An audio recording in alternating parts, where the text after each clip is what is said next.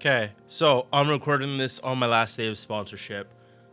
It's not the reason that I wasn't uploading videos, but hey, it kind of just lines up. So Persona streams will be starting out probably today because this video I'm recording it on Sunday, should be out on Monday. So hopefully we get to playing Persona like pretty soon. But that is not what we're talking about. We are talking about Dante Alighieri, the Dante from Dante's Inferno, the Divine Comedy. Once again, I'm of the belief that just wait a week, make sure everything about the character is out before you make the video, which again is why this one took longer. It definitely should have been out last week, but other stuff going on too. All right, let's get started. First off, I like his appearance. It definitely shows different parts of his journey too. Base attack 11.3k. I would say this is fairly good number for base attack.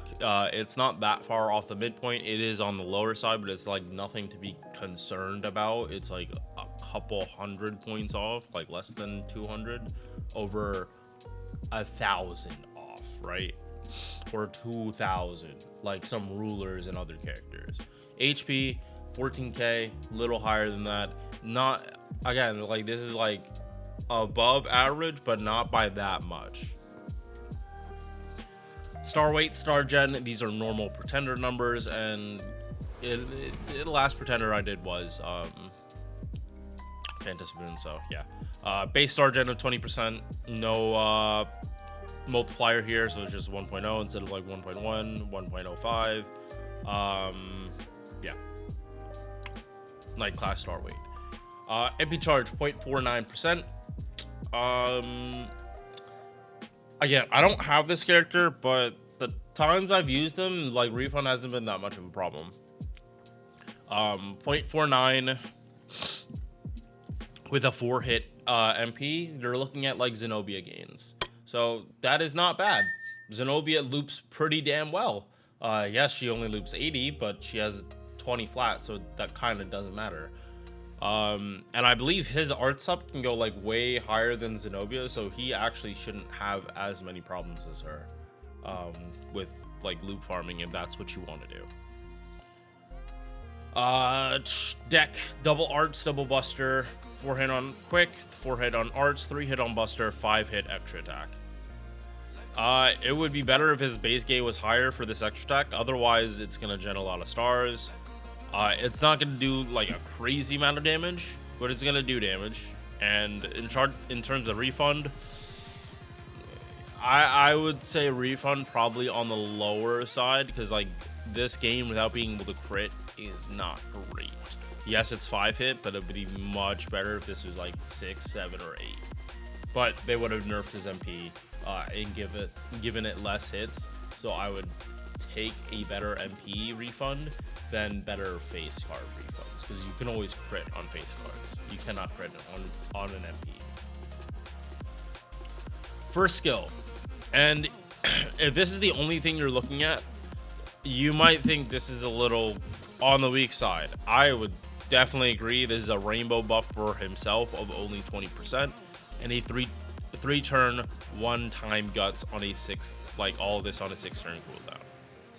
I think putting the guts here is the reason why these are at only 20, because otherwise they would have made this a 7-turn. And in the grand scheme of things, 6 and 7 are essentially the same. You just need a pen 5. So I think that's why they might start in the future with future characters. They might just stop pussyfooting around like what the cooldown is, and they might just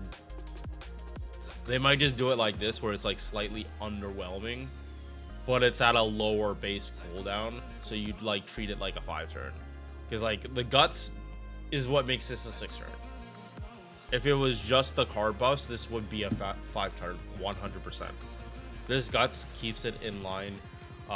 It does have something to do with his gameplay, so I'm not saying like, oh, he doesn't need this, but yeah, like this isn't the clean numbers that we're gonna want, especially when you see a second skill. So this one is interesting because if you repop this skill, it will reconsider popping these effects. What do I mean by that? Thank you, Plushie, and whoever else found this out. Like, Plushie was the first person I saw do this. Basically, if you pop, say, Heaven, and then you like, say, Vitch cooldown, reset this skill, and then you pop the Hell, you will also re-get these buffs. So again, say you pop Hell Battlefield, you reset cooldown with Vitch. When you repop this skill and you choose Heaven, you no longer just get Heaven, but you will also get another set of the Hell buffs. aka you'll get another 20% buster, you'll get more MP damage, and you'll get more gauge per turn that turn. The way this skill works is pretty damn awesome, and these battlefields last for 5 turns. So you can keep resetting the effects of this, but you're only going to be able to get these two together once in the fight, and that's pretty much at the start. So just be aware of that. The fact that this is on a 6 turn makes it very probable to double pop this skill back-to-back turns. And I just want to go through the numbers real quick. So on Heaven, okay, no matter what, you get a 20 star bomb. That is unconditional. Every time you pop the skill, only 20 stars. If you're on Heaven, you get arts up, crit damage, and 1000 healing per turn. If you choose Buster, 20% Buster for the... Oh, by the way, a lot of these are party-wide. I don't think I actually said that. All of these are like party-wide buffs. So that's the other reason that it's not just Dante getting these buffs, it's also supports. So that's why you want to get both of them. But which one do you choose first? I think Plushie is right on this. You choose Buster, you choose Hell first, and then you go Paradiso or Heaven. Just because, like, being able to double stack, double stack Buster is the reason you use Vitch. So why the hell, if you're Buster farming, and I say Buster farming for a very specific reason, because he actually does function pretty well as a Buster servant, and we'll get into that in a second. But it's basically Plushie treats him as a Buster servant with an arts MP. If you see this part, it's like, yeah, I can see why you'd want to reset cooldown on this. This is a lot. So yeah, as long as, yeah, also 50% crit damage on here. Are you kidding me? Like, yes, he's an art servant, but he wants to be treated like a Buster. I truly feel this with this skill. Like, if this skill worked the way I'm sure it was originally intended, that you only have one of these up at a time, and then you just change it, being able to like re-proc it and get like double, like, it makes it so his Buster crits hit so fucking hard. Like, it's basically you have, and he basically has a single target MP for his Buster crits, and then he has his AoE MP like everywhere else. So just getting his team comp is just going to be interesting. You need to try it out for yourself. Yeah, this is a character, again, I don't have you, like, lately I've had the characters to actually test them out. Dante, no. And it does come back to him being story locked. It really does. Like, I just hit pity on the low heat. I'm not ready to do it for a story locked. I'm just not. And finally, third skill. Oh boy. Okay, TLDR. 50% battery, and he gets 7 debuffs. If he removes the latest buff of the enemy, he removes this, and he gets an attack buff. If his guts procs, he loses one of these, and gets an attack buff. Here's the thing though. This skill looks underwhelming because you either have to remove a debuff, or your guts has to proc. That's not great. It's great at a challenge quest, but this is never gonna happen in farming. And honestly, like even with the thing I want to add to this, it's not gonna affect farming much. It could, but it probably doesn't. So yeah, that is basically all this says. When you have an it gives you an on attack buff. When you remove Blaze debuff, you get the attack buff. Here's the thing, this skill is incomplete. It's not fully done. He is 100% meant to be a grand servant. The reason being is if you look at this bond CE, 30% MP damage. This is the common one. Okay, so when servants have this 30% MP damage, they usually do have another thing on their bond CE that is not just like add extra stats. It is a a lot of the times it is a fundamentally new part of their kit. Now this is permanent. Every time he crits, he can remove one of these and get his attack up higher.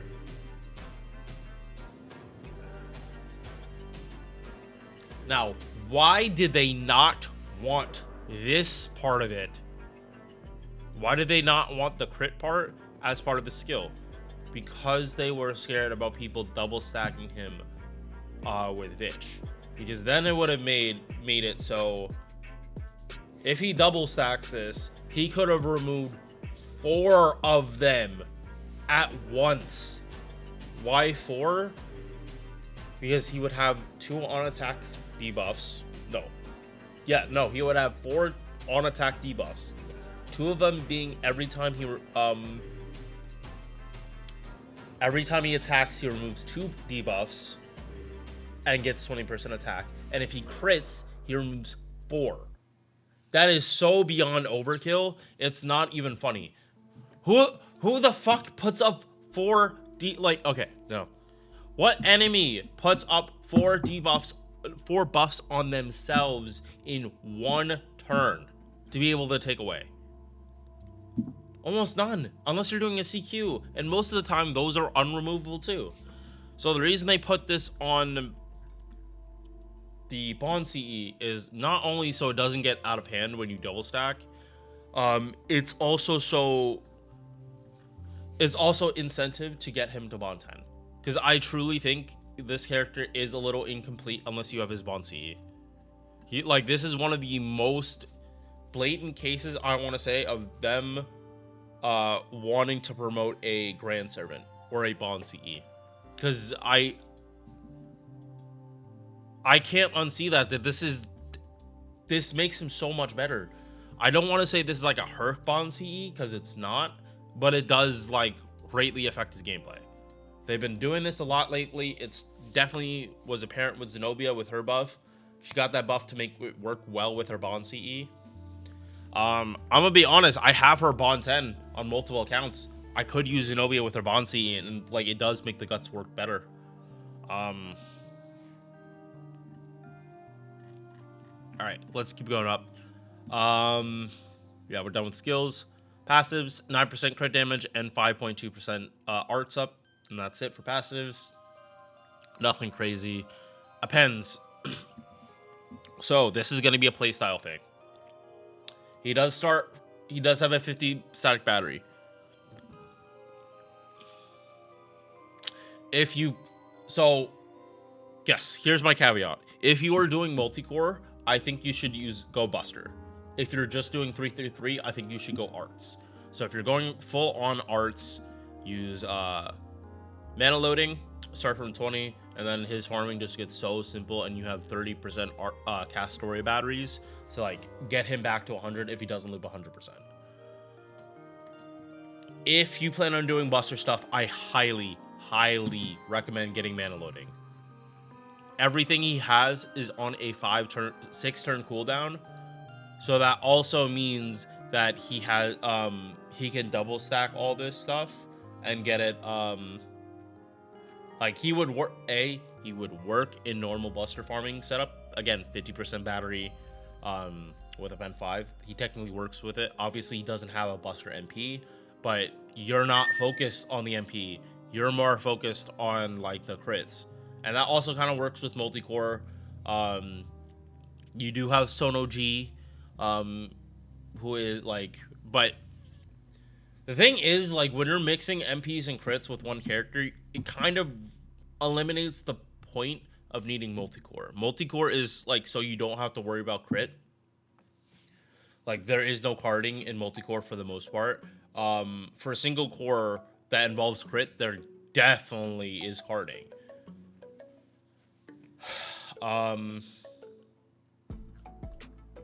Yeah, so again, it really just depends on you, your playstyle, and like what MP copy or how many pens you have for him. Not so much MP copy. It's mostly, is he MP2 like bond 8? Does he have 2 pens, or is he only MP1 and you have to go to bond 11? I think having both is better, but like having more options is better than having less options. That's kind of just a fact. All right, so MP, here's the reason you want to get both of them, which is like, again, why someone like Plushie wants to choose Buster first and use him as a Buster unit. He gets 150% power mod to Sky and 50% to Earth. And these are power mods that last for one turn, not super effective. He also ramps up MP damage. Didn't even realize he did that.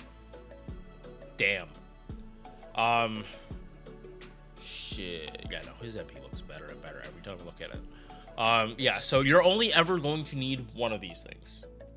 Only ever going to need one of them. But the thing is, you would reset, so you'd have both. So if you're doing arts, it's only a 20% difference, and you're trading 20% arts for 30% Buster. If you're fighting someone that's Earth attribute, just choose Hell. Pretty much only choose Heaven if you're A, double stacking, or B, you're fighting someone that's Sky attribute. If you don't know, you're probably just gonna go Hell then Heaven anyway. So the power mods, the MP damage ramp up, which again, really, really nice. What the fuck was with this character? What the honest fuck? Inflicts Curse 2000 for 5 turns and guaranteed drain for all enemies.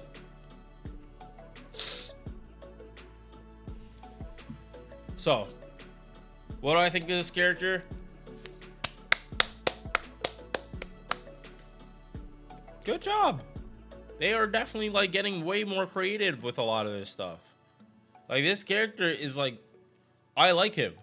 I truly do like the design for this character. I think the idea that you can swap between focusing on anti-Earth and like focus more on Buster on an arts unit. He does have double Buster cards. It's not like the craziest thing to go Buster, MP, Buster, and like actually get like decent refund from that. Like,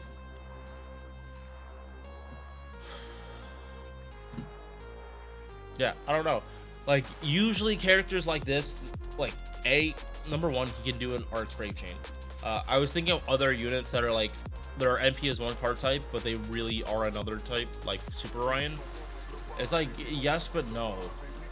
The comparison, like yes, they both want to pop their arts MPs, but like for very different reasons.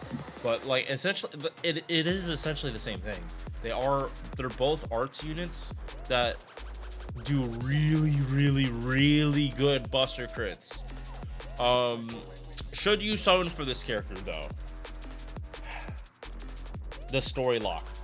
The story lock is my issue. Eventually he's going to be on a 5-star ticket. They've done this 3 times for other story lock servants. They didn't do it for OC Part 1 because that was more a lost, like the Lost Belt 5-star ticket that they did. I'd assume once Part 3 starts and we get another 5-star ticket, I want to hope that it'll be all current story locked and not just locked behind a certain point. But that would be up to Lasagna. He is always going to be in the story servant pool, but getting a specific servant out of that, good fucking luck.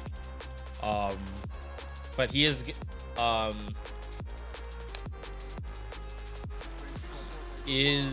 going to be like always have his solo rate ups in the future. So if you like this character, like I was thinking GSSR, but don't think he is. I don't think story locks are on GSSRs. He will always be on Destiny Summon though. But that is an extremely crowded pool for Destiny Summons, that extra class 2. So if you really want this character, summon for him. I'll be honest, I haven't read Dante's Inferno yet, so that's probably, I know of it. I know very well of it. I just haven't read it. So yeah, if you want this character, summon for him. This is Hell Month for me because I'm not spending money on him because big Draco comes out. All right, peace. Thank you for making it to the end of this video. If you enjoyed, drop a like or sub. Hope to see you in the next one. Peace.